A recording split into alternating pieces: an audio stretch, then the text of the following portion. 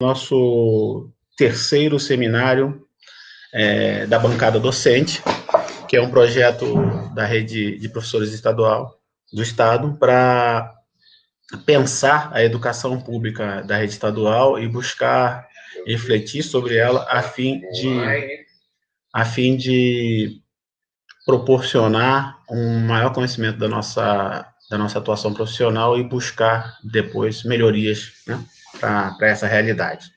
Hoje nós contamos com a presença do professor... Opa, desculpa, gente, que eu estou aprendendo a fazer o trabalho. Hoje nós contamos com a presença do professor José Paulo, da Unirio. Deixa eu ver minha cola aqui, gente. O professor José Paulo, ele é especialista em ciências sociais, é graduado em ciências sociais, é mestre em ciência política e doutor em ciência política pela USP, né? Atualmente oferece um curso maravilhoso na Unirio, que eu estou fazendo, de literatura e política, e a gente tem tido a oportunidade de ler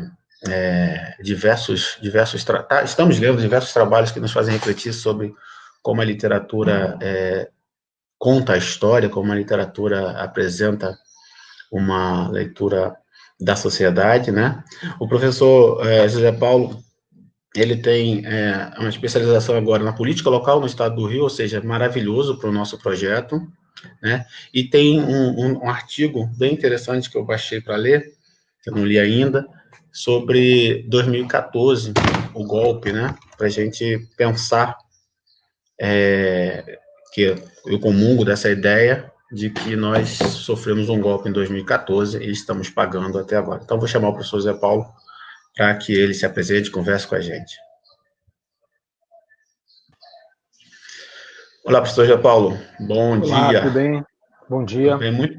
Antes de mais nada, queria agradecer muito a sua generosidade de estar com a gente. Nós somos um grupo que está tentando pensar a educação pública da rede estadual, né, e verificar como podemos agir nessa educação para aperfeiçoá-la. Então, a sua presença é de uma generosidade enorme e tenho certeza que isso vai nos ajudar a agir melhor nos próximos anos, né? Nós temos aí que pensar o país. Então, eu queria deixar o senhor à vontade para falar sobre o que um cenário básico. Eu queria fazer uma provocação, então, para começar. Pensando nas eleições, assim, a gente pode ter esperança, né? Ou a gente ainda não. E o que isso representa nesse primeiro no painel geral. Aí depois a gente tenta trazer para o município do Rio, para o estado do Rio.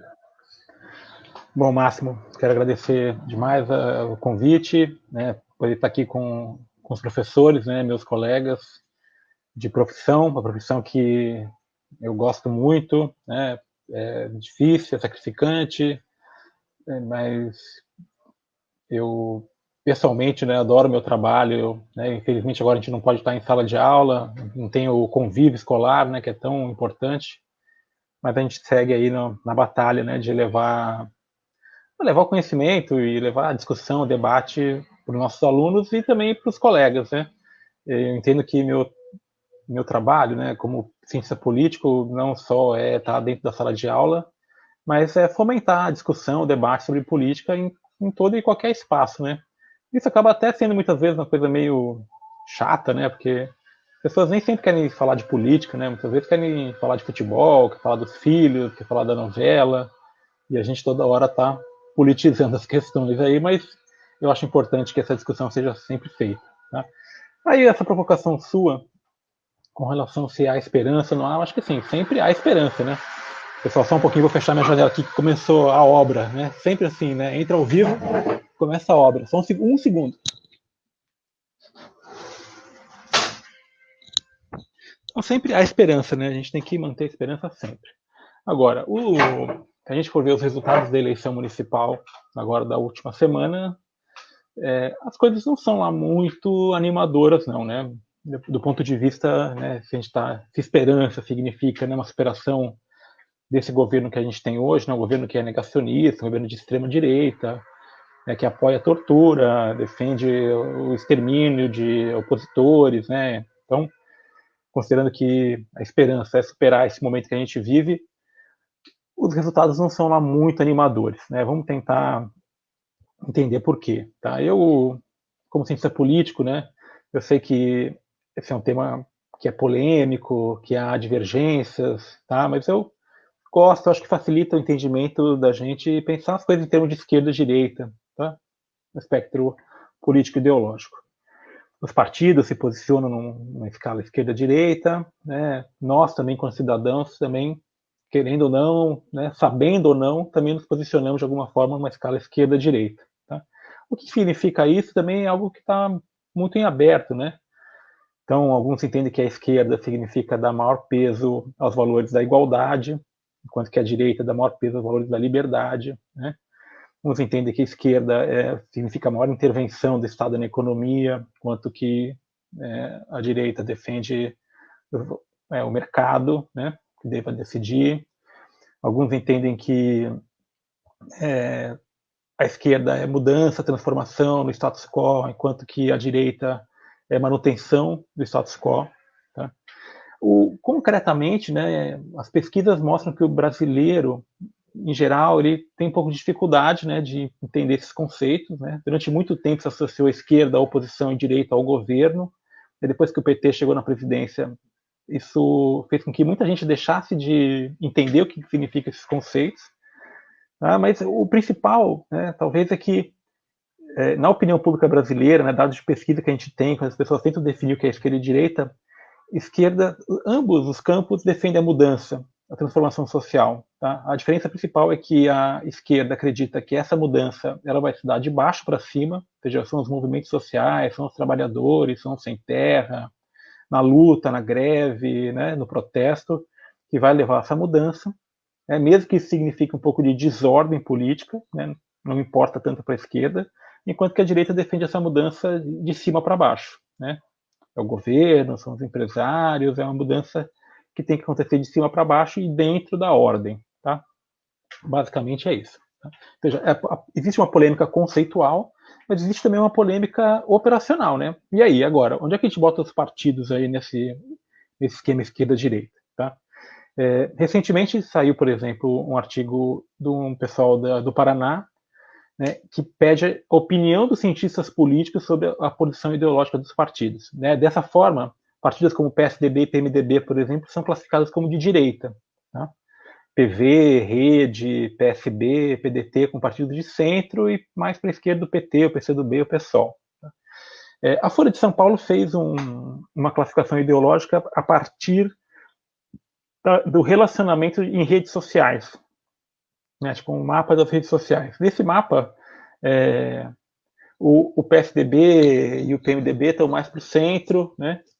Algumas coisas tipo pequenos partidos de direita como o PCO, né, que é uma dissidência pela esquerda do PT, é colocado à direita do PT e o PT está mais à esquerda. Né? Eu prefiro, né, adotar uma configuração um pouco mais clássica assim, da ciência política brasileira, que já vem de muitos anos, apesar de haver uma dinâmica, né, do posicionamento ideológico, mas, sim, eu sei, polêmicas à parte, tá? Para essa eleição, para análise dessa eleição de 2020, eu considerei, né, PT, PCdoB, PSOL, PSB e PDT na esquerda, PMDB e PSDB no centro, e na direita, o PSD, o Republicanos, o Progressistas, o PSC, Partido Social Cristão, o PSL e esses partidos, tá? São os principais. E o Democratas, né? O DEM. Né? Esses são os principais partidos. Tá? Desse ponto de vista, o que a gente observa, assim, da eleição de 2016 para cá, um declínio muito acentuado do centro. Tá? PMDB e PSDB perderam de 2016 para 2020 algo em torno de 11 milhões de votos, né, dos cento e poucos milhões aí que estavam em disputa. Perdeu mais o PSDB, tá? De qualquer forma, PSDB e PT se mantêm ali entre os dois partidos mais votados, né, no Brasil, tá? Mas perderam 11 milhões de votos. A esquerda perdeu 5 milhões de votos. Tá? Essa perda de votos da esquerda se dá principalmente no PSB. O PSB perdeu mais de 3 milhões de votos. O PDT perdeu mais de 1 milhão. E PT e PSOL tiveram um pequeno crescimento de poucas poucos milhares de votos. Cresceram um pouquinho, né? O PT declinou em São Paulo, mas subiu no Rio. O pessoal declinou no Rio, mas subiu em São Paulo, né? Então, e a direita, por outro lado, né, teve um crescimento bastante expressivo de mais de 10 milhões de votos. Todos os partidos de direita cresceram, exceto o PTB, o Partido Trabalhista Brasileiro, tá? Liderado pelo Roberto Jefferson, né, e aliado do bolsonarismo. Então, os partidos de direita cresceram, o PSD cresceu bastante, o Partido da Igreja Universal, o Republicanos, também cresceu bastante. Tá? Então, vejam, né, desse ponto de vista, há um crescimento, né, da direita. Tá? E aí, uma das questões que se coloca, eu acho que tem tudo a ver com essa sua provocação sobre a esperança, é assim, e o Bolsonaro, né, e o presidente? Né? Perdeu a eleição, ganhou a eleição? Muitos analistas correram para dizer que ele perdeu. Né? E, de fato, se a gente olhar para aqueles candidatos em que ele pessoalmente apoiou, né? Candidatos como, por exemplo, o Marcelo Crivella, no Rio de Janeiro, o Russomano, né? Candidatos em Manaus, em Fortaleza, em Santos, né? Alguns candidatos a vereador. A gente vê que essas candidaturas, especialmente as majoritárias, elas, em grande medida, naufragaram. Né? Então, o Russomano naufragou em São Paulo, o Crivella conseguiu ainda chegar ao segundo turno no Rio de Janeiro, mas vai ser derrotado. Né? Em Santos, o candidato ele foi derrotado. Em Fortaleza também foi o segundo turno, mas provavelmente será derrotado também. Enfim, você vê os candidatos se buscando. A Val do Açaí, né, lá de Angra dos Reis, também foi derrotada. Aqui na cidade do Rio de Janeiro, o Carlos Bolsonaro perdeu, ganhou, né?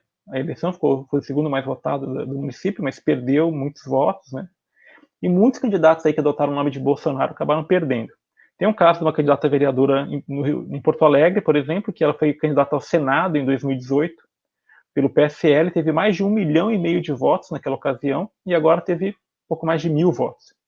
Ou seja, desse bolsonarismo mais explícito, né, teve um declínio. Tá? Isso é interessante notar. Aí a questão mas é difícil, eu acho difícil avaliar, né, para além desse apoio explícito que ele deu, né, se ele perdeu, se ele derrotou, por alguns motivos. Primeiro, vamos pensar em presidentes anteriores. Quando o Fernando Henrique foi eleito em 94, na eleição municipal seguinte, em 96, os partidos que apoiavam o Fernando Henrique, especialmente o PSDB e o DEM, tiveram um crescimento muito expressivo no número de votos, no número de prefeituras, né? Era claro, né, era fácil identificar isso, porque eram partidos organizados importantes que apoiavam o governo e a gente conseguia dizer, olha, esses partidos cresceram, né, graças ao governo.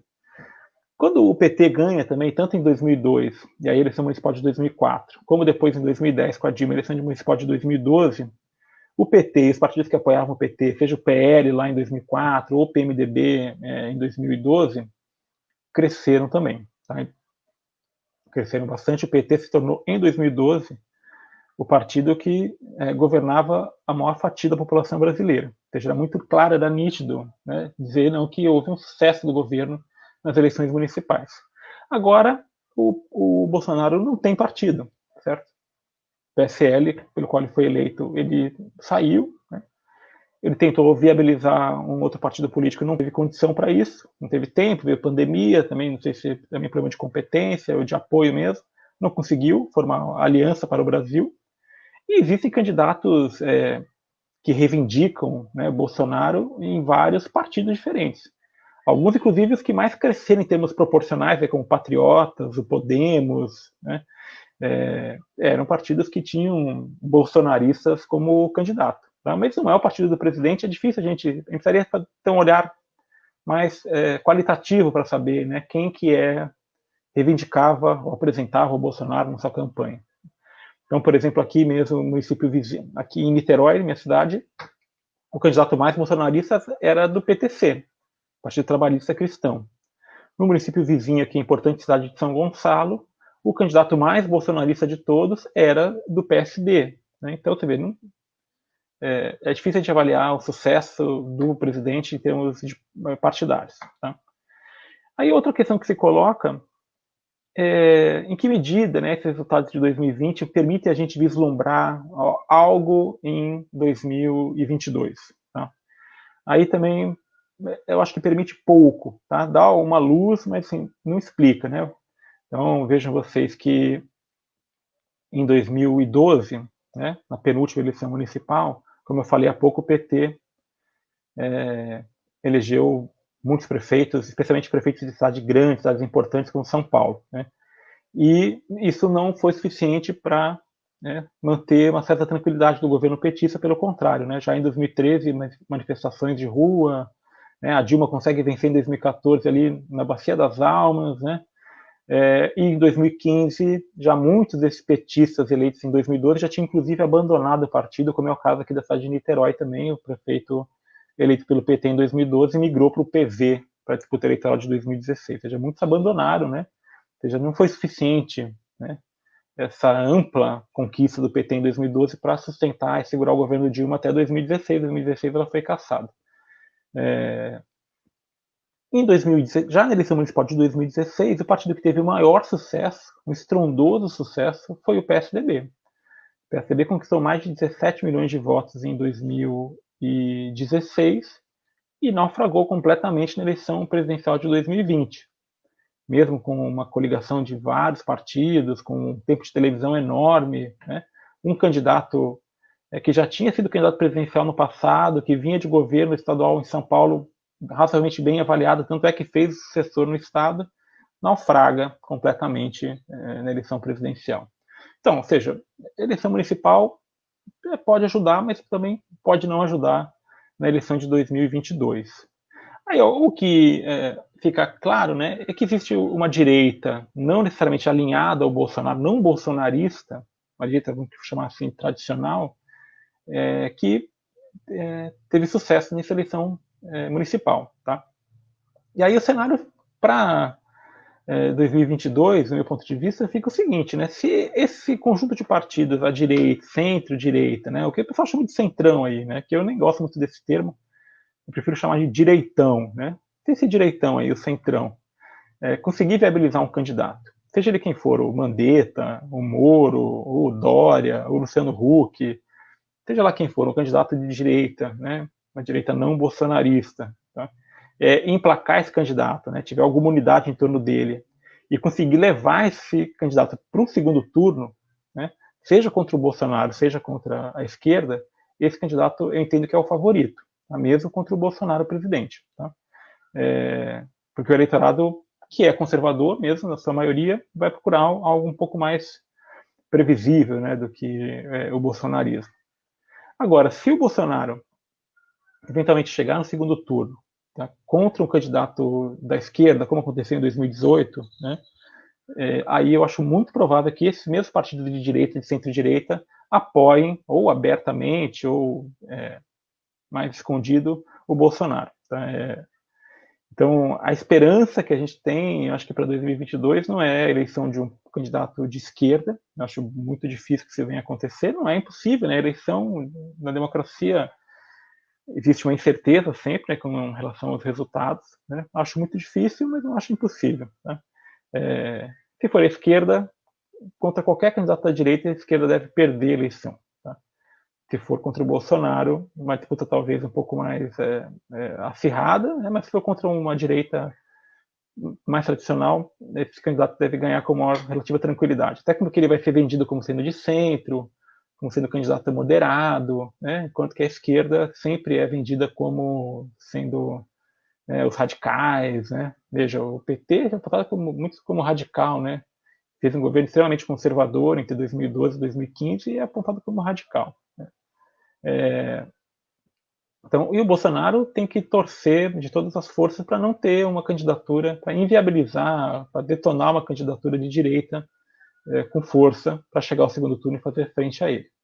Então, para nós, assim, vai haver uma divisão na direita, provavelmente. Eu não sei, é claro, né, que por algum milagre, né, o Bolsonaro, o governo dele consiga algum sucesso econômico, né, consiga um bom desempenho, que seja bem avaliado. Né? Se o Bolsonaro estiver bem avaliado, desestimula o lançamento de outras candidaturas, né, especialmente na direita. Né? Os partidos vão procurar apoiar o Bolsonaro.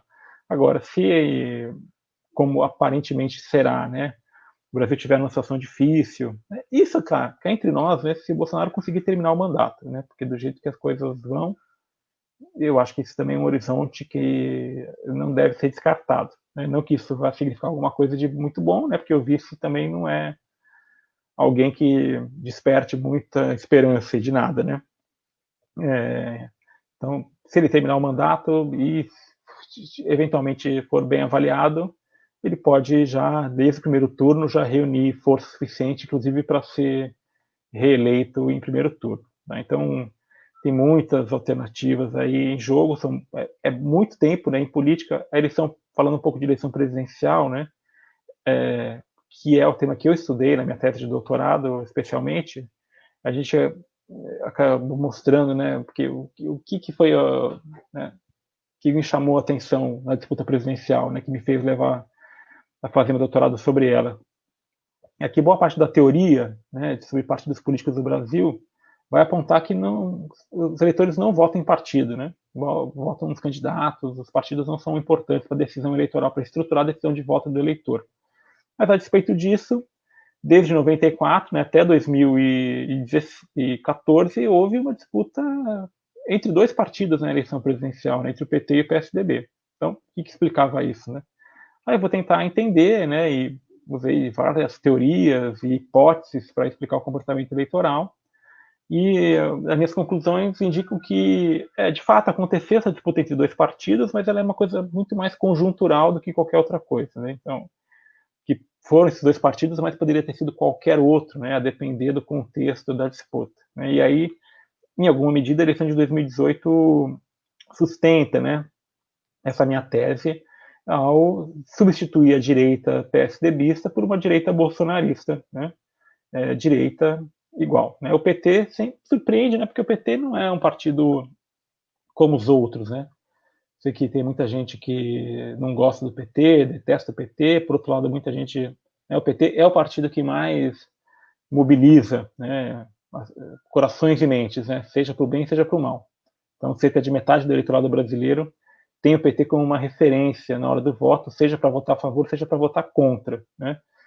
Isso porque é um partido que se distingue, né, da massa geral, porque tem uma forma de organização, né, uma criação, o surgimento de uma organização que é diferente das outras, né, e mais sólida, mais visível, né?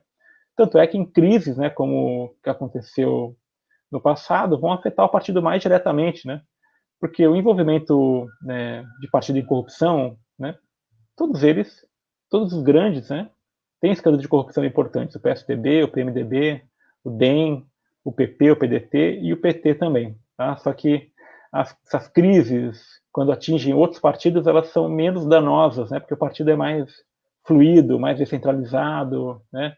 Então é uma crise no diretório da Bahia, né, não vai afetar o diretório de São Paulo, né, esse tipo de coisa, enquanto no PT não, né? O PT, por ser um partido mais centralizado, um partido mais organizado, e uma crise acaba afetando o partido como um todo, né?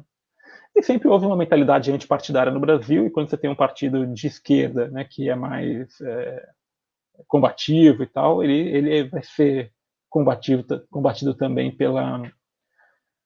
pelo resto, né? Agora, voltando para a eleição municipal, né, ainda temos algumas disputas importantes, né, em segundo turno.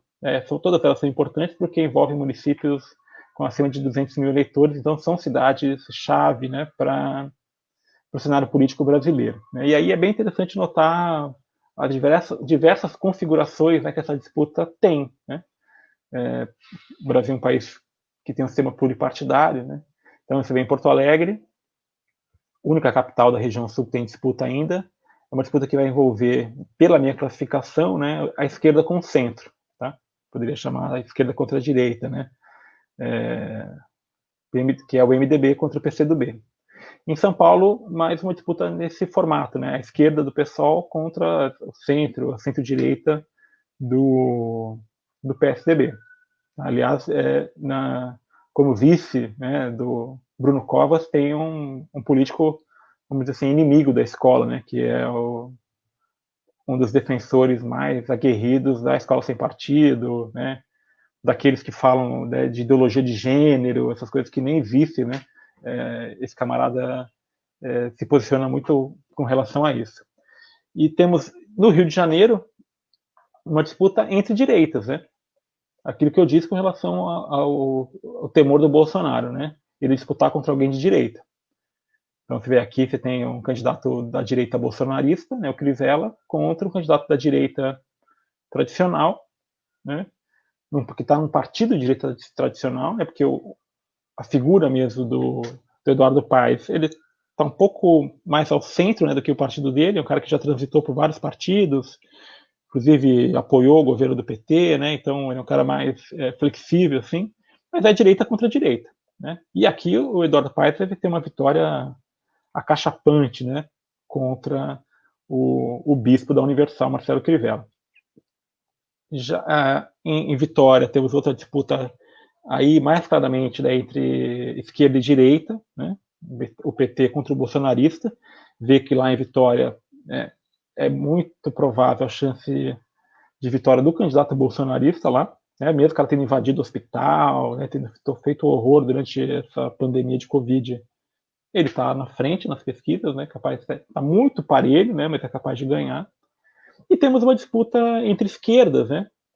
Em Recife, né? O PT contra o PSB. O PSB procurando se posicionar um pouco mais do centro para a direita, né? Enquanto o PT para a esquerda. E aí temos outras cidades importantes também, Fortaleza, né? O centro-esquerda contra a direita, né? O PDT contra o PRO, se não estou enganado, é o partido do Capitão Wagner, que é o líder dos motins de policiais lá do Ceará, né? Ligado a milícias, é apoiado pelo Bolsonaro, ainda que ele tente esconder esse apoio, é apoiado pelo Bolsonaro. Aí ainda a situação está um pouco mais confortável para o candidato do PDT, que veja, não é um cara de esquerda, né, como é o PSOL, como é o PT ou o PCdoB, já está um pouco mais para o centro, né? Então ele consegue capturar a parcela de eleitores que estão da direita, até na centro-direita, ele consegue capturar. E outra cidade importantíssima no segundo turno é Belém, né, que também tem ali, de certa forma, uma disputa entre a esquerda e o bolsonarismo, né, entre o Edmilson Costa, ex-prefeito eleito pelo PT no passado, né, agora no PSOL, e um delegado, eu não vou saber lembrar o nome dele agora, nem sei de que partido ele é, mas ele está próximo do bolsonarismo lá. Então são várias configurações diferentes, né, que a gente encontra, mas a esquerda, PT, PSOL, PCdoB e PDT, está razoavelmente bem posicionada, né, conseguiu chegar ao segundo turno em diversas cidades importantes, né, isso para não falar de cidades do interior, né, que também são importantes, que tem candidatos petistas disputando, como Vitória da Conquista, Caxias do Sul, aqui mesmo São Gonçalo, Juiz de Fora, né? Tem várias cidades importantes do interior que têm candidatos petistas que estão chegando no segundo turno. Então, se a gente fizer um olhar mais qualitativo, né, a gente vê coisas positivas até para a esquerda, né? Então, o PT, por exemplo, foi o partido que mais elegeu vereadores nos grandes municípios do Brasil. Houve um crescimento ainda pouco expressivo, né, de mulheres e de não brancos, né, ao cargo de prefeito e de vereador. Tá? E principalmente isso que é interessante nas cidades menores, não nas capitais, nas grandes cidades, esse crescimento foi pouco expressivo, mas nas cidades menores foi mais expressivo. Né? Houve também, pela primeira vez, assim, uma coisa de maior visibilidade, mulheres negras eleitas em cidades e que jamais tinham elegido nenhuma mulher negra, né, como Joinville, Curitiba, candidatos trans também conseguiram sucesso em muitas cidades. O fenômeno das bancadas coletivas, né, bancadas feministas, bancadas urbanistas, bancadas coletivas também conseguiram algum sucesso. Tá? Outros fenômenos também conseguiram sucesso, né, esses grupos pluripartidários, na verdade suprapartidários, não sei nem como chamar isso, né, mas tipo Renova BR, né, grupos que são financiados por grandes empresários aí que dão treinamento político, formação política, muitas vezes para jovens, pessoas novas na política, né, também conseguiram bastante sucesso, né, alguns políticos famosos, né, elegeram nesse esquema, como a Tabata Amaral, o Felipe Rigoni, né, e isso tem sido reproduzido, né, no Renova, né, e outros movimentos nesse sentido têm tido sucesso, né, em treinar e, mais importante, financiar, né, candidaturas alinhadas aos interesses desse grupo. Isso passa um pouco por cima dos partidos políticos, às vezes gera até conflito dentro do partido, como aconteceu no PSOL, né, que tinha uma pré-candidata que era do Renova e tentou evitar, não acabou nem sei qual foi o desfecho disso. Então, a eleição municipal é interessante porque tem uma experiência, né, muito vasta, né, são mais de 5.500 municípios, então muita coisa pode acontecer nesses municípios aí. Acho que para a gente finalizar, né, essa primeira passada, houve uma mudança legislativa importante, né, nessa... Na verdade, uma não, né? Uma é que não é mais permitido o financiamento empresarial, né, de campanhas eleitorais. É basicamente o financiamento público, mas é permitido ainda o financiamento privado de pessoa física, né? O que faz com que pessoas ricas, né, tenham uma influência muito grande na eleição.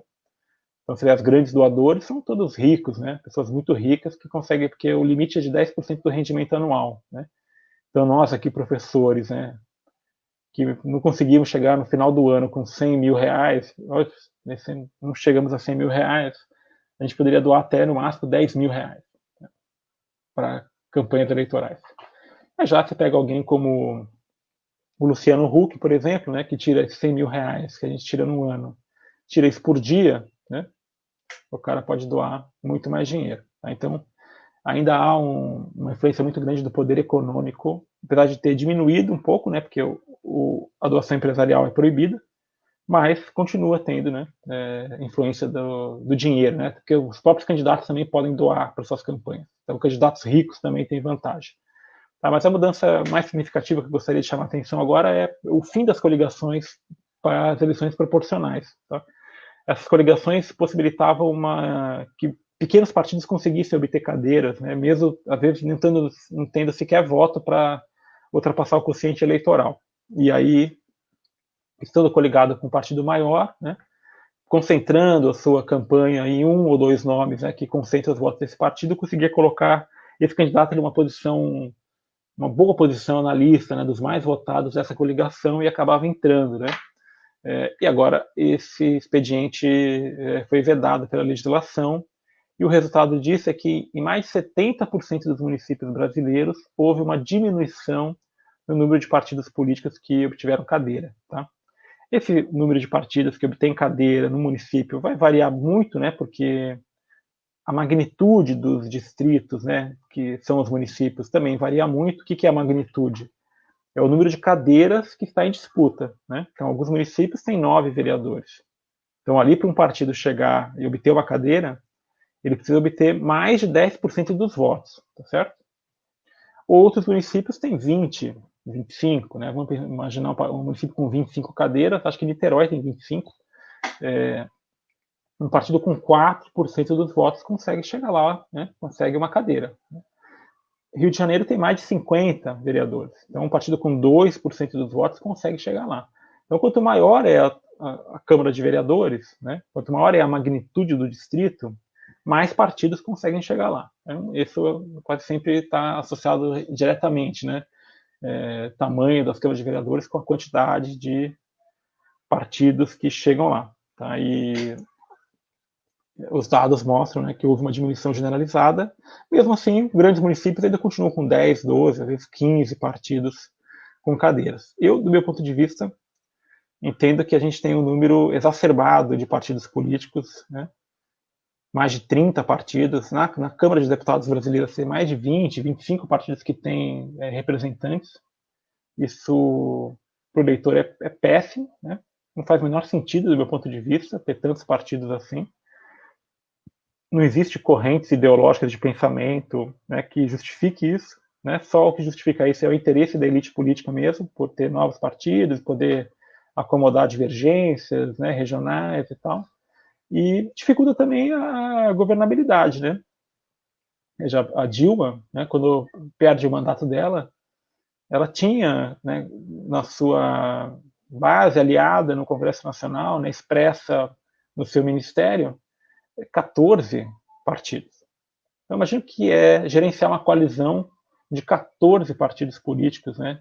Muitos de esquerda, outros de direita, né? Como que um governo consegue ter um governo de coalizão que junta o PT com o PTB, né? O PCdoB com o Progressistas, né? ou mesmo republicanos, né, o partido do Marcelo Crivella, o partido da Igreja Universal, né, como é que pode estar do lado do PT? Né? É muita engenharia política aí para manter essa situação. Bom, para encerrar, só gostaria de dizer que eu acho louvável essa iniciativa de vocês, né, de criar uma bancada docente, de trazer, né, procurar trazer os professores para a disputa política, né, eleitoral. O Brasil já teve muitos professores importantes como políticos, né? O próprio Fernando Henrique Cardoso, né, Darcy Ribeiro, Florestan Fernandes, né? Só para ficar alguns assim, mais importantes. E mais recentemente, os docentes perderam espaço, né? Têm perdido espaço para policiais, né? Para militares, para pastores, né? Não que essas categorias profissionais não devam ter seus representantes também, claro que tem que ter, né? Todos os segmentos da sociedade são livres, né? Para buscar sua representação política, mas os professores talvez, né, seja uma categoria muito importante, né? Para ficar de fora, muito importante e pouco valorizada, né? E na medida em que os próprios professores não estão lá para legislar em causa própria, né? Sem pensar em corporativismo, né? Mas a importância, né? Especialmente agora que a educação, a ciência, a tecnologia, a cultura, né, estão sob ataque, né? Existe o ataque, várias frentes, né, de ataque à docência, né?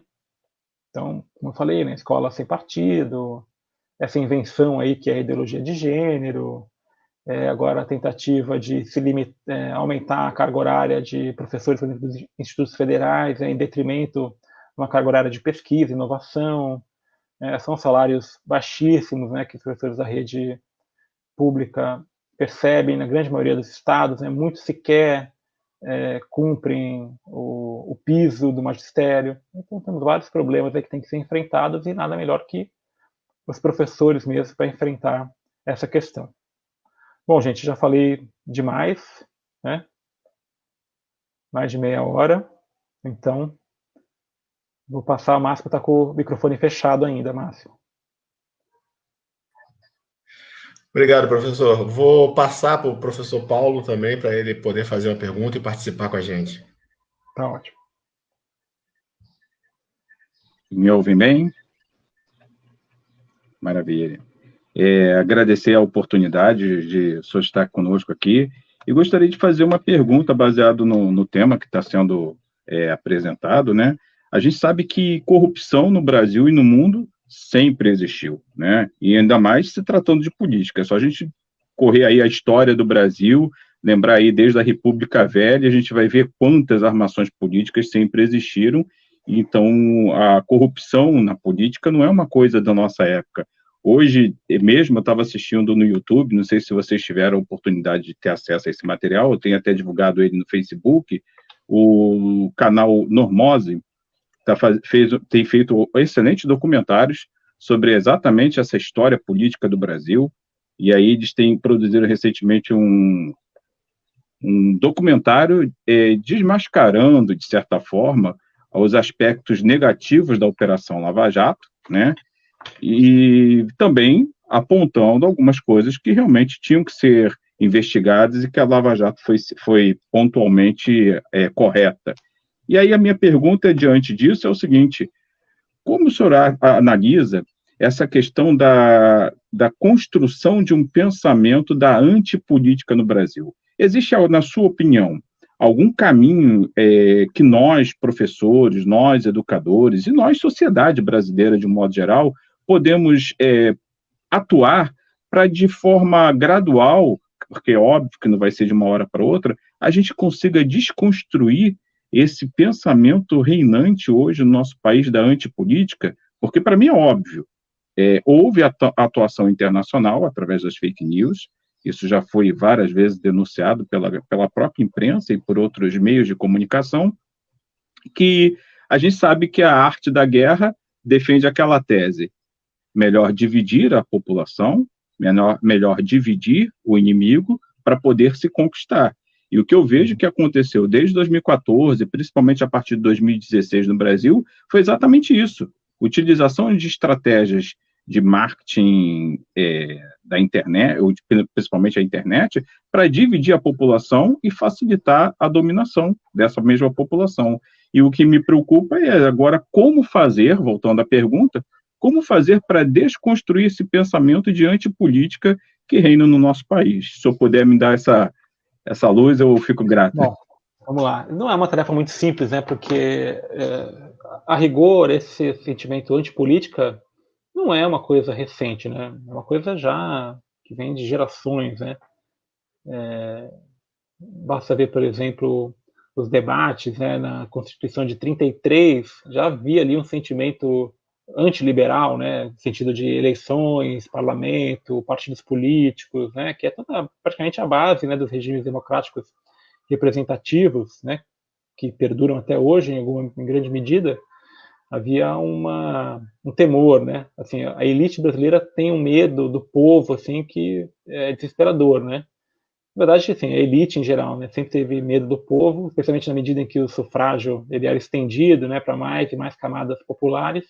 Havia o temor de que os pobres, né, pudessem chegar ao poder e expropriar, né, os proprietários, né, tirar só os proprietários podem ser expropriados, né, pudessem expropriar, né.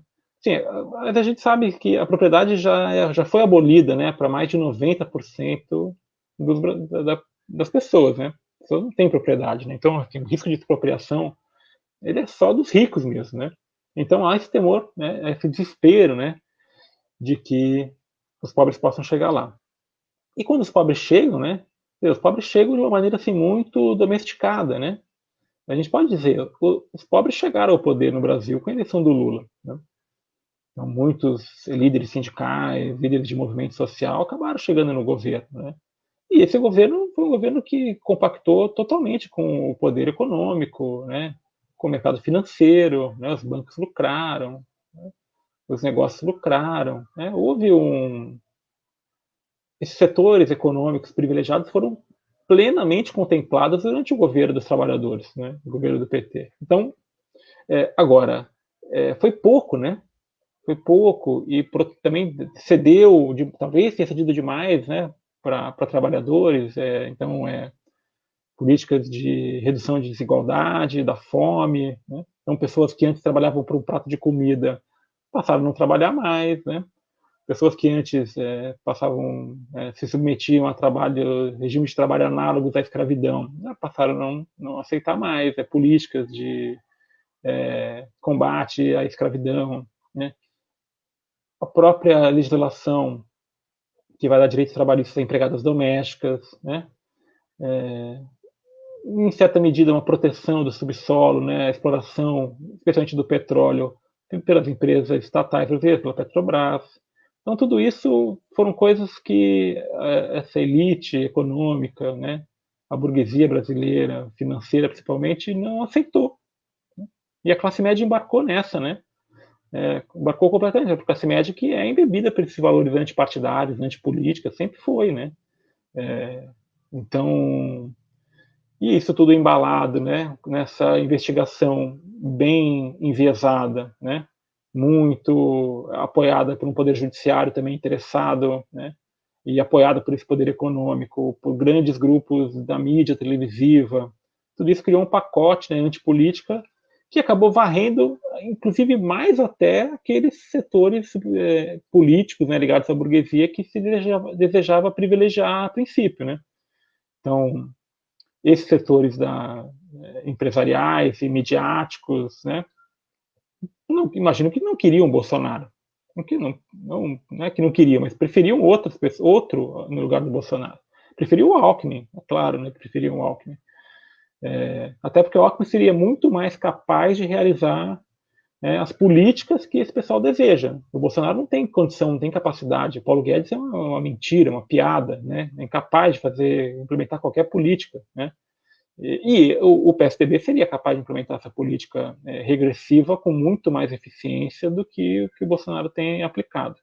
Então você vê que e aí para combater, né, essas tímidas políticas, né, de autonomia, de independência, né, de um povo soberano, né, se jogou a água da bacia com o bebê junto, né? Então, daí a democracia, né? Se a democracia eleger o PT, né, e manter essas políticas, né, públicas, a gente vai se livrar, vamos destruir elas também. E essas políticas foram destruídas e têm sido destruídas todas elas, né?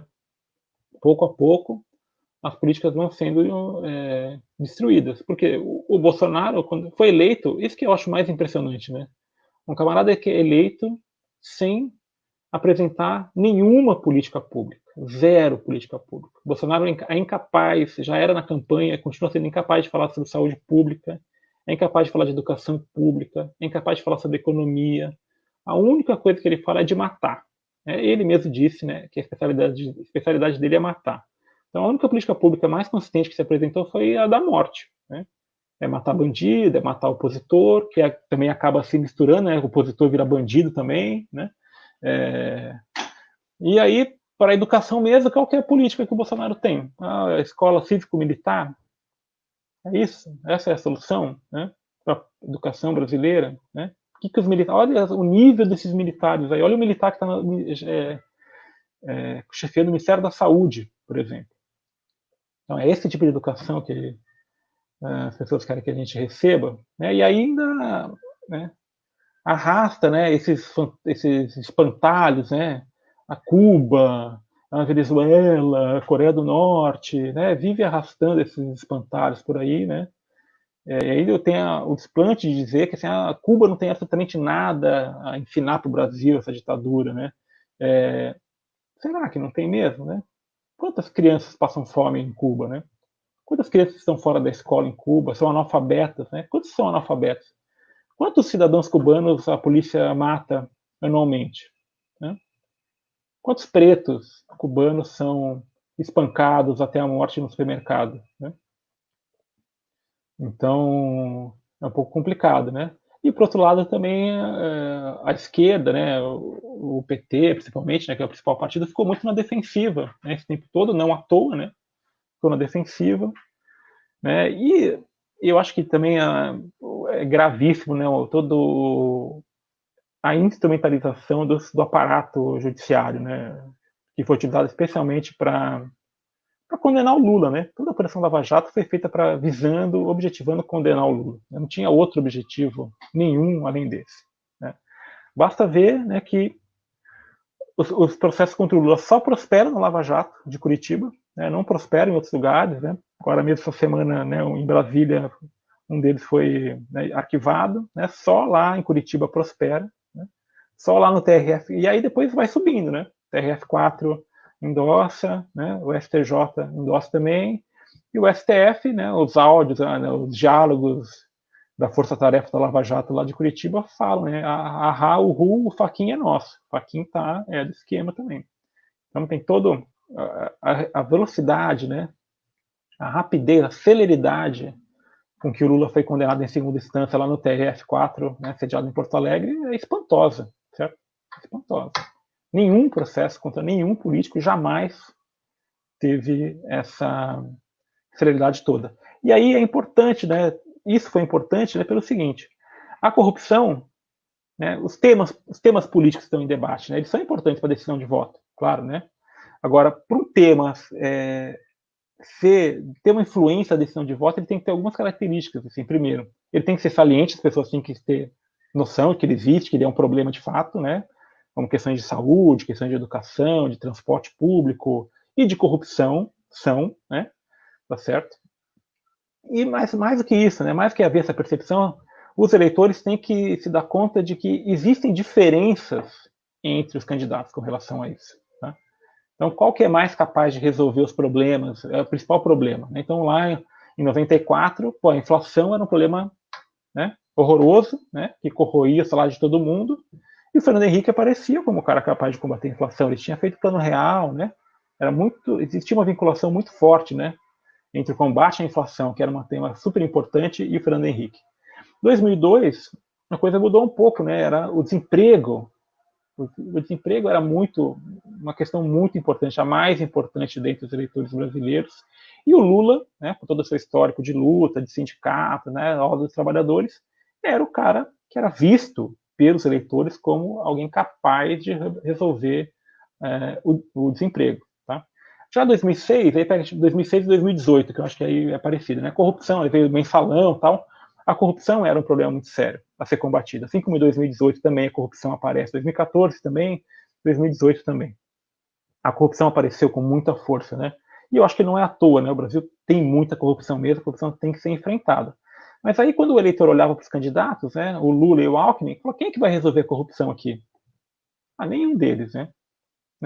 Todos eles têm envolvimento com corrupção, né? Isso se repete, né?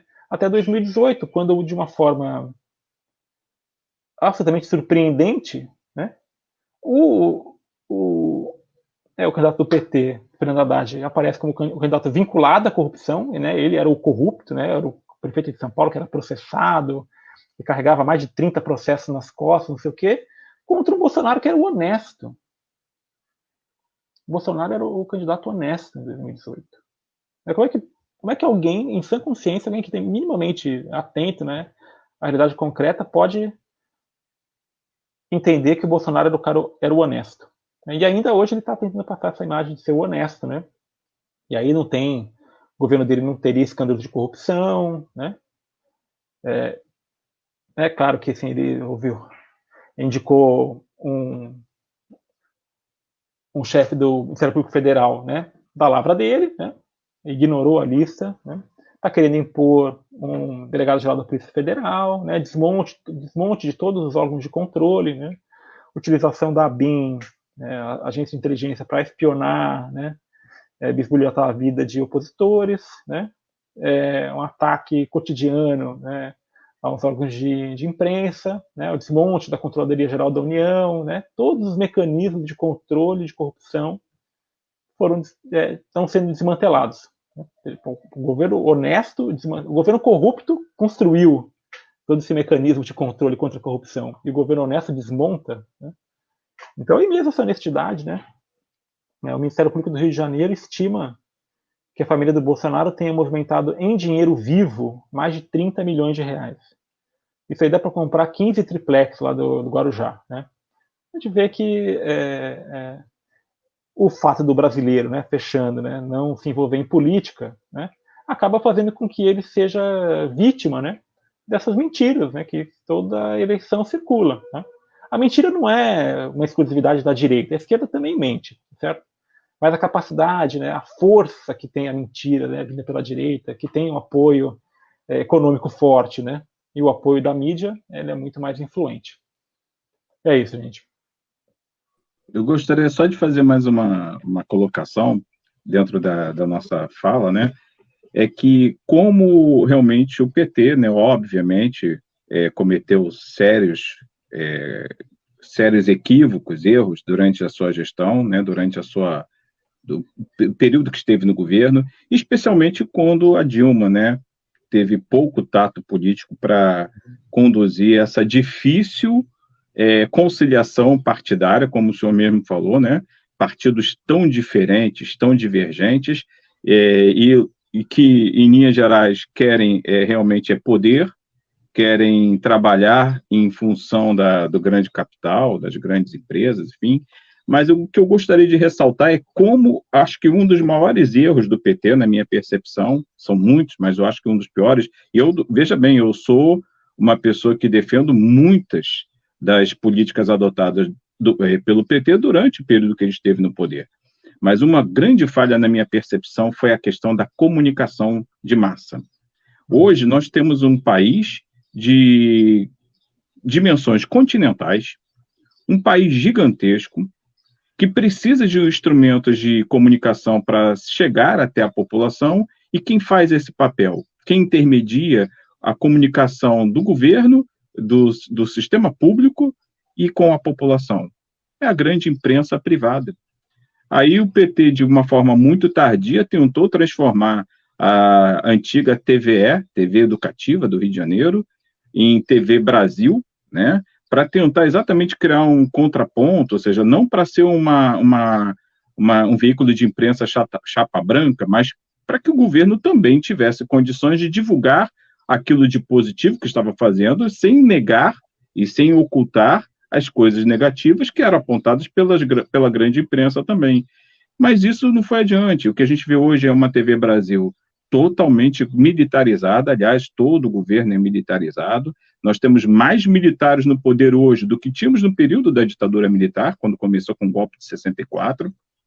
Temos uma TV Brasil totalmente aparelhada pela estrutura militar, onde ali, na verdade, qualquer denúncia contra o atual governo não passa, isso tem sido denunciado pelos funcionários da TV Brasil, que estão sendo cerceados dia após dia, e a única grande ação que nós podemos dizer que o governo PT teve, no sentido de tentar criar uma emissora, um sistema de comunicação para contrabalançar essa hegemonia do grande capital controlando o sistema de comunicação, foi a criação da TVT, não sei, a maioria não conhece, né, a TVT, que fica em São Bernardo do Campo, que acabou sendo um pequeno veículo de divulgação para contrabalançar um pouco essa hegemonia numa visão totalmente capitalista, totalmente empresarial das informações. E aí vem a TVT, e que foi muito difícil a aprovação da TVT,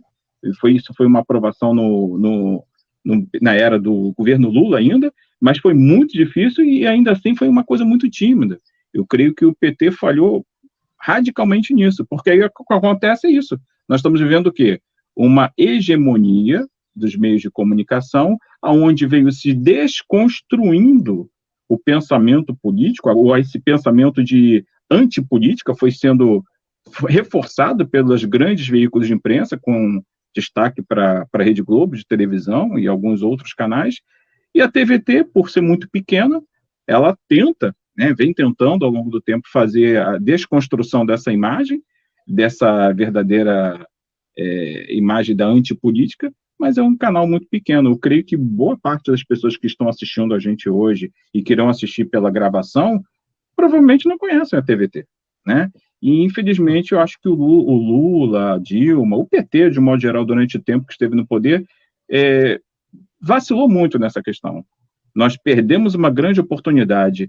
Foram muitos anos no poder para que se tivesse tentado criar não um veículo de comunicação para ser chapa branca, mas um veículo de comunicação para contrabalançar essa guerra de informação. Obrigado pela participação, muito obrigado pela oportunidade.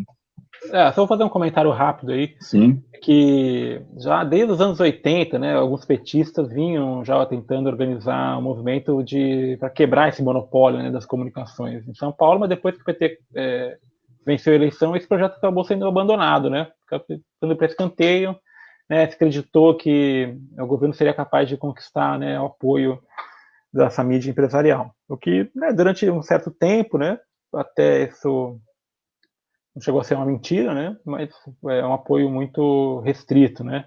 Só na medida em que as políticas agradavam. Né? E aí, e agora, em 2018, na eleição presidencial, teve que o candidato com pouquíssimo tempo de televisão, né? Que era o Bolsonaro, conseguiu fazer uma comunicação muito mais efetiva, né? A partir dos grupos de novas comunicações, redes sociais, WhatsApp, Facebook. Acabou sendo muito bem sucedido, né, na utilização desses recursos, desse mecanismo de comunicação, coisa que o PT, a esquerda e mesmo os partidos de centro não conseguiram. Né. Agora, algumas campanhas, como a do Boulos, por exemplo, está mostrando que a esquerda está começando a aprender, né, também a utilizar esse mecanismo de comunicação. Tá? Porque mudou muito, né? A televisão significou uma revolução na maneira de fazer política, e as redes sociais também estão... também significa uma mudança muito importante na maneira de se comunicar politicamente, né? E com relação a isso, a direita saiu na frente, né? Basta ver aí o Steve Bannon, né? O Cambridge Analytica, o Brexit, a eleição do Donald Trump e a eleição do Bolsonaro. Mas as coisas já estão se reequilibrando novamente, tá? Então, mas você tem total razão, né, Paulo? A comunicação deixou a desejar, né? E é muito importante, né? Chegar lá, né? Chegar lá nos eleitores. E não com a mentira, né? né? Porque boa parte dessas redes à direita foram usadas para divulgar fake news, né? Notícias falsas e que bizarramente acabam colando, né? Tipo, mamadeira de piroca, né? O kit gay, né? Essas coisas, o Bolsonaro ser honesto, né? Essas mentiras acabam colando, né? E mentiras que muitas vezes a mentira cola porque a pessoa se sente confortável com ela, né? Então, só para eu encerrar aqui, só vou contar um causinho, né?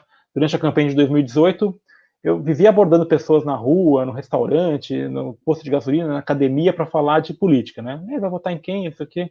Aí vi uma mocinha que estava trabalhando, né, bandeirando para um candidato a deputado federal. Eu falei, e aí? Então, falei um pouco do deputado, né, que era uma pessoa conhecida, Marcelo Calheiro, tinha acabado de denunciar lá o Gedel Vieira Lima, né? Então, e aí? Quem você vai votar? Eu falei, olha, eu não sei quem eu vou votar ainda, só sei uma coisa, eu não voto no Fernando Haddad de jeito nenhum. Mas por que você não vai votar no Haddad? Não, porque eu vi a vice dele, aquela Manuela, com uma camiseta de Jesus viado, e eu acho aquilo inadmissível, não, é um horror aquilo, não vou votar nela. Mas eu falei, mas essa foto é falsa, né? Eu falei, não, eu sei que é falsa, mas eu não admito isso, eu não aceito isso, então eu não vou votar nela. Então, a pessoa sabe que é falsa, né? E usa isso como argumento para o voto, né? O que você vai fazer, né? Você não tem, né? Não tem para onde correr, né, gente?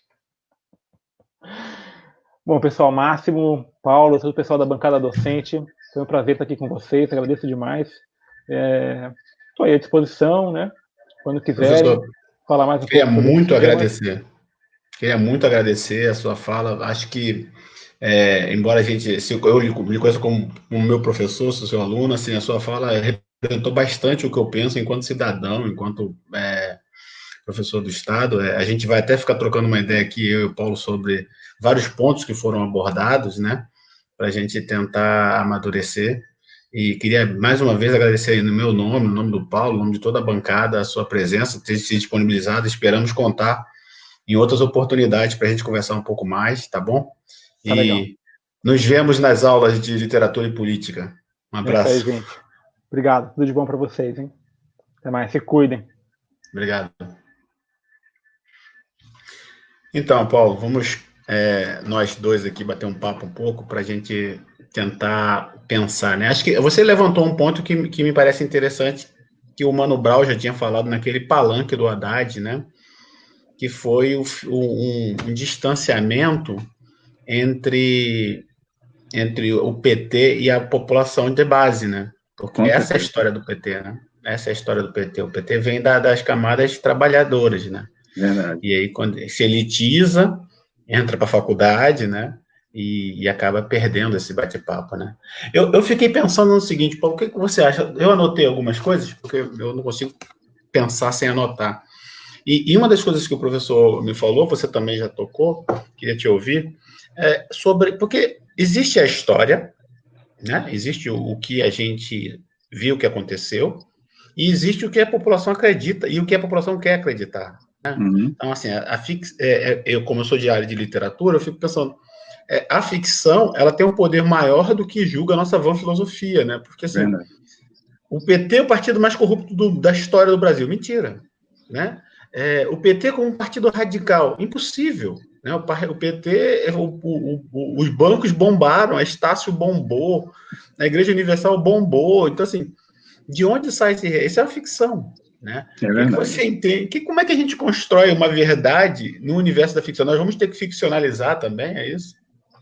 Eu penso, eu reforço a tese, né? Eu volto a insistir com a tese da vitória de uma narrativa, de uma forma de narrativa. A narrativa da grande imprensa, a narrativa do grande capital, a narrativa dos grupos dominantes. O Brasil, desde que ele é Brasil, desde a chegada dos portugueses, que já foi se consolidando interesses financeiros de grupos poderosos de Portugal, e isso veio se perpetuando através do tempo. A própria república que foi proclamada no Brasil foi uma revolta, na verdade, extremamente burguesa, extremamente capitalista, para atender interesses de uma classe dominante, que eram os fazendeiros, proprietários de escravos, senhores de engenho, né? E aí isso até remonta aí chega até esse momento que a gente está vivendo, né?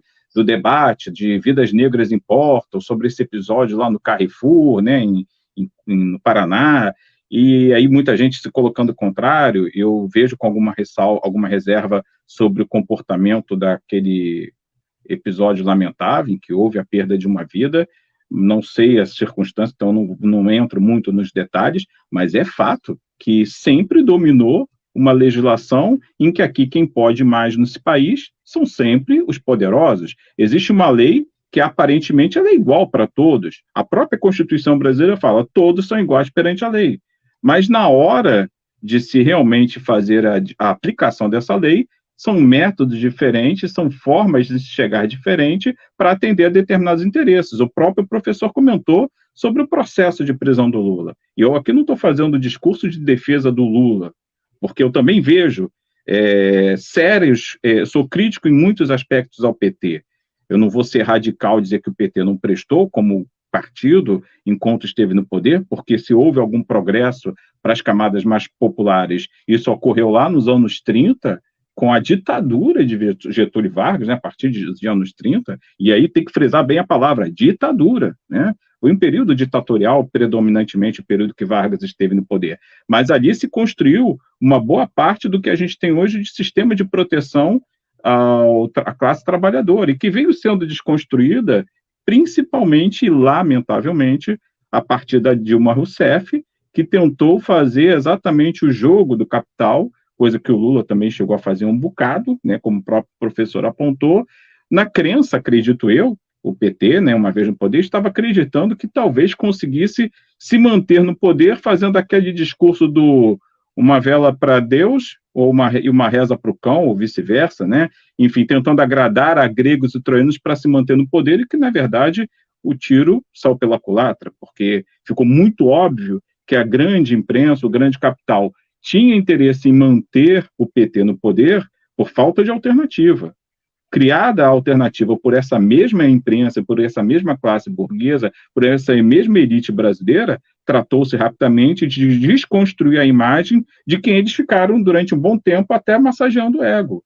É estranho a gente ter hoje um país, como falei ainda há pouco, continental, com veículos de imprensa 100% ou quase que totalidade privados, em que fazem a sociedade acreditar naquilo que eles desejam. Então a gente vê, como foi dito aí pelo professor, da camisa da Manuela Dávila, mesmo sabendo que aquilo era uma grande mentira, as pessoas continuaram acreditando. Na minha família tem pessoas que hoje não, vamos dizer assim, a gente praticamente não dialoga por causa dessa questão política, né, por causa das mentiras, e eu volto a insistir, temos que construir um meio de comunicação que não seja nem chapa branca em relação à esquerda, que não seja nem chapa branca em relação à direita, mas que seja um veículo que faça o fiel da balança nesse processo, que não se permita vender apenas a imagem e o peixe do grande capital como eles desejam.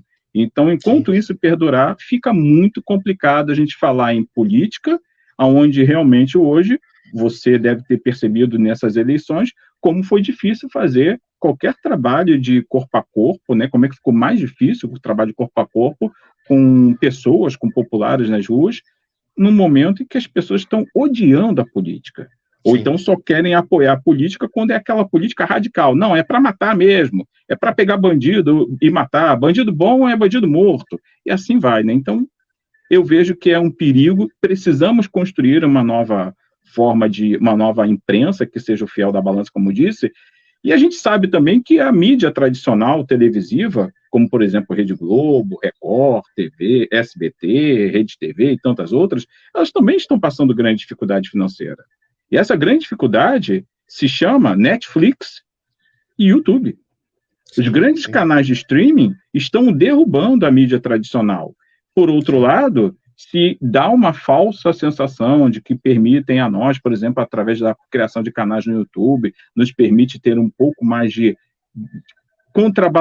a possibilidade de contrabalançar essa informação midiática sempre mais favorável ao grande capital, mas, por outro lado, esses canais impõem restrições tais nas suas regras de funcionamento que nos impede de criar esse sistema de contrabalançar a forma como a informação é divulgada pela população. E sobre isso tudo nós temos que pensar o que fazer, né? Sim. Eu acho que uma visão inocente que nós temos, né, é que assim, a Globo, o SBT, a Record, eles têm seus interesses, e eu acho que a população, ela perde isso de foco, né? O interesse da Globo, e não estou aqui fazendo também, demonizando a Globo, não é nada disso, não me interessa isso, mas eles têm que defender o seu, porque eles têm seus funcionários, querem ficar mais ricos, querem ficar mais poderosos, né? A lógica do capitalismo, né? Sim, sim. A maior parte dos nossos canais estão ligados a partidos políticos, a políticos de frente, né? A gente sabe disso. Eu só fico pensando como a gente perde essa visão, né? A Carolina Freitas deixou uma mensagem aqui no nosso chat que ela diz, mas é essa narrativa a que o povo tem acesso, né? A narrativa do ódio, que é mais fácil, inclusive, né? A narrativa de alguém que te oferece uma resposta fácil, né? Como é que faz para melhorar o Brasil? Mata todos os bandidos. Esses bandidos sempre têm uma mesma cor, sempre vêm do mesmo lugar, sempre vêm de uma mesma classe social, né? E a população continua repetindo isso num processo. Então, eu acho que o professor ele termina de uma forma muito interessante, que é até um pouco otimista, né? De apresentar que há uma mudança, né? E aí ele está pensando na campanha do Boulos, lá em São Paulo, a própria campanha da Manuela, em Porto Alegre, né? Eu estou me colocando como uma pessoa de esquerda, mas eu penso assim, se esse mecanismo vai vencer ou não, a gente não sabe, mas que já é uma forma de chegar nas massas. Eu estava vendo um trabalho do Boulos de ligar para a casa das pessoas da Zona Leste, que é a maior, a Zona Leste de São Paulo é a Zona Oeste do Rio de Janeiro, ou seja, é enorme, é uma cidade. E aí as pessoas, não, você é daqui da Quebrada, então assim, há um caminho por aí, né? A gente vai precisar falar de novo, e de novo não, na realidade esse canal nunca tinha que ser fechado, né? Agora, para a gente tentar, acho que a gente está aqui começando um canal que a gente tem que pensar enquanto bancada docente, Paulo, para a gente criar um hábito de se encontrar aqui para trocar ideias, né? E aí as pessoas vão ter o hábito também de aparecer, e pensar num problema muito grande que o governo Bolsonaro tem conseguido até agora, é que, ou pelo menos isso parece, um problema que o professor José Paulo apresentou, que é o seguinte: como o governo Bolsonaro está tão ruim para todos os setores, a população tenderá a acreditar que um pouco menos que ele já é bom. Ou seja, visualizar a possibilidade de um partido de esquerda voltar, ainda que o partido de esquerda tenha sido a melhor fase do Brasil depois de Getúlio Vargas, né? Vai ser muito difícil, até porque você tem um processo de demonização de qualquer esquerda, né? Sim. Através de e isso me leva a uma coisa apavorante, né? Que é usar o espelho dos Estados Unidos, embora a gente não tenha muito a ver, mas assim, lá você tem 240 mil pessoas mortas pelo Covid, aqui nós estamos com 171 mil, e essas mortes não caem na conta do presidente. É quase como se... Né? Isso, e como é que você constrói isso? Agora com 7 milhões de testes guardados no aeroporto, quase perdendo a validade, como é que você constrói na cabeça da população que a autoridade maior não tem nada a ver com isso? Né? Acho que a gente vai ter que aprender a ver como a gente vai fazer para conversar com as pessoas. Gente, tem sim, né? Porque acho que é um processo que tem a ver com a nossa área mesmo. Acho que a gente vai ter que tentar acreditar cada vez mais na educação. Eles acreditam cada vez menos e nós acreditamos cada vez mais. O problema é que não é um processo rápido, né, Máximo? A gente sabe que desconstruir uma imagem negativa em relação, por exemplo, à política, que foi construída através de 20, 30 anos pelas grandes emissoras de TV, rádio, jornal, pelos grandes veículos de imprensa no Brasil, não é uma tarefa fácil nem rápida. Nós vamos ter um longo tempo. Eu estou com 50 anos. Quanto tempo quanto tempo ainda terei pela frente como professor para conseguir, naquele trabalho de formiguinha, da andorinha solitária, né, conseguir auxiliar na desconstrução dessa imagem negativa que foi feita junto à população? Por que nós temos, como foi apontado pelo professor, esse monopólio de um novo conjunto de militares no poder que são totalmente diferentes daqueles militares que estiveram no poder no passado? Os militares que estiveram no poder nos anos 60, a partir de 64, eles eram nacionalistas. Eles não eram isso que nós temos hoje. O que nós temos hoje? Militares. Hoje nós temos, como é que chama? Pelegos, né? Hoje Sim. são pelegos. Né? São entreguistas, não são nacionalistas. Eles defendem o grande capital, os grandes interesses econômicos, uma submissão vexaminosa em relação ao poderio norte-americano. Aí você fala, mas você é anti-americano? Não, eu não sou anti-americano. Eu só acho que uma nação ela tem que ter altivez, ela tem que ter a sua soberania, reconhecer que existe no cenário internacional, isso está ligado a relações internacionais, que existe sim um eixo de poder no mundo inteiro, né? São duas correntes nas relações internacionais que moldam essa tese, né? A corrente realista e a corrente idealista. Os americanos sempre foram adeptos da corrente realista, quem tem a força manda. E os idealistas que, por mais que não queiram se enquadrar nisso, têm que se enquadrar.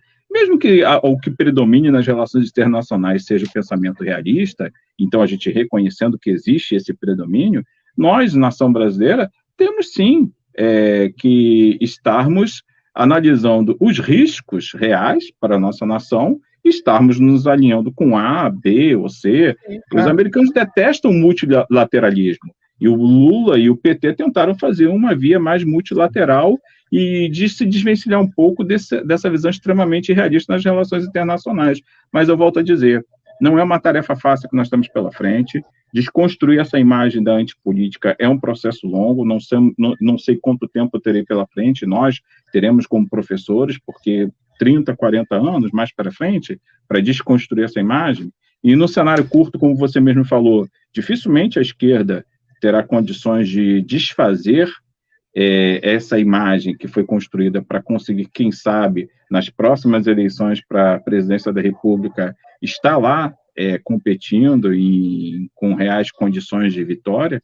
Então, nós temos que repensar tudo isso, né? Repensar o nosso papel enquanto professores, cada membro da sociedade, repensar cada atitude que foi tomada e se perguntar sinceramente, aonde o Brasil chegou com toda essa destruição da imagem da política e dos políticos?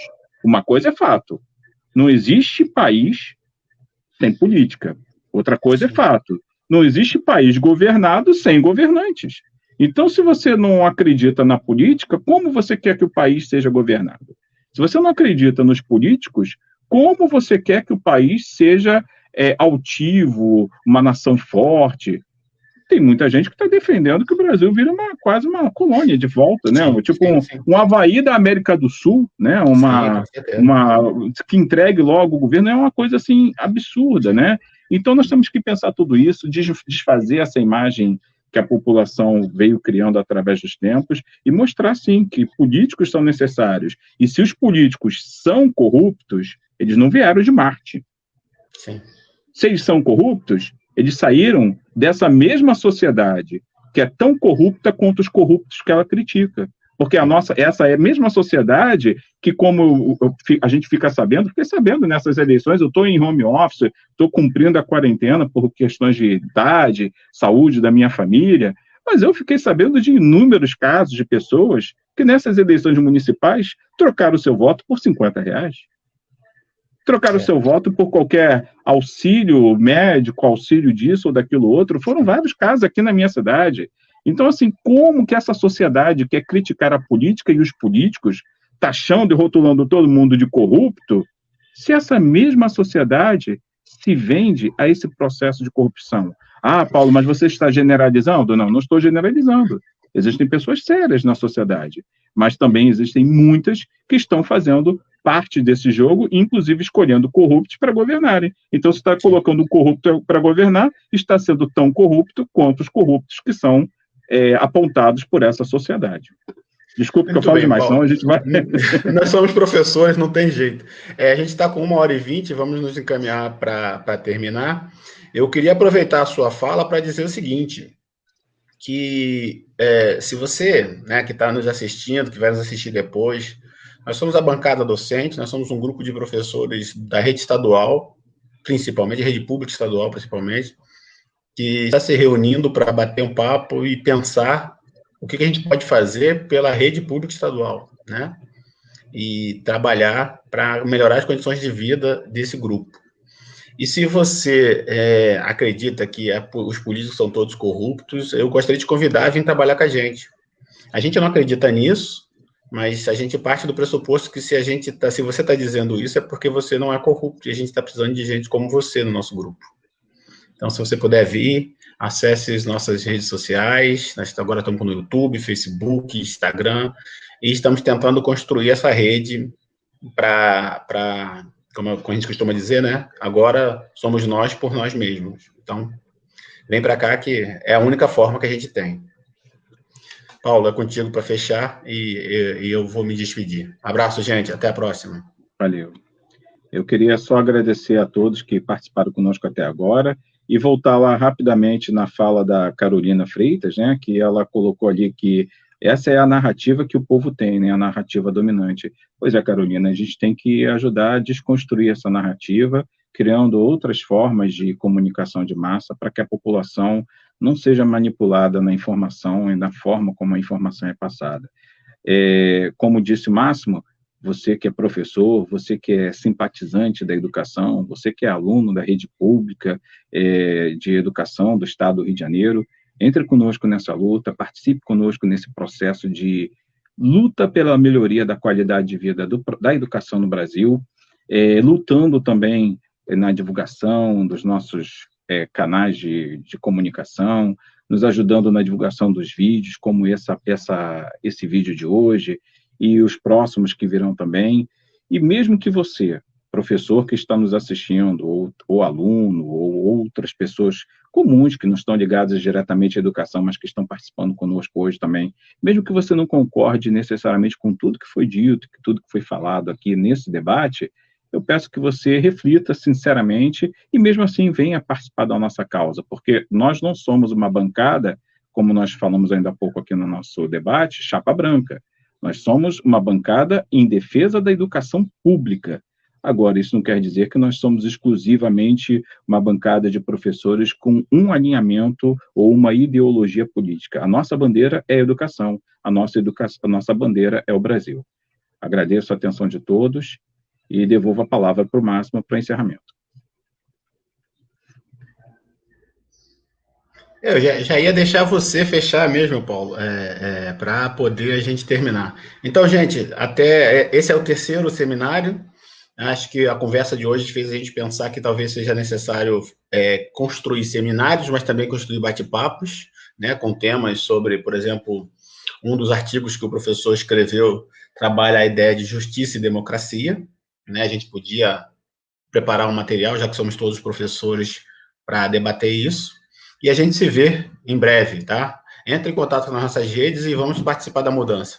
Abraço a todos. Tchau, tchau.